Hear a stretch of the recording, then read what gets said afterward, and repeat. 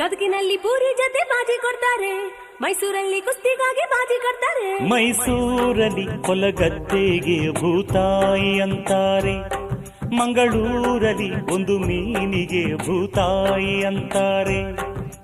ನಿಮ್ ಕಡೆ ಭಂಗಿ ಅಂದ್ರೆ ಹೋಗಿ ಸೊಪ್ಪು ಹಚ್ಚುವುದು ಸೇದುವುದು, ನಮ್ ಕಡೆ ಭಂಗಿ ಅಂದ್ರ ಚೊಕ್ಕ ಮಾಡು ಮಾನವರ ನಾಮವದು. ಸಾವಿರ ಹೂವ ಎದೆಹನಿ ಬೇಕು ಜೇನಿನ ಗೂಡಾಗಲು, ಸಾವಿರ ಭಾವ ಸಂಧಿಸಬೇಕು ಕನ್ನಡ ನಾಡಾಗಲು.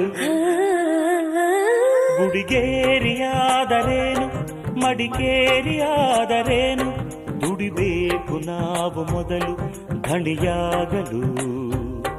ಬಂಗಾರರ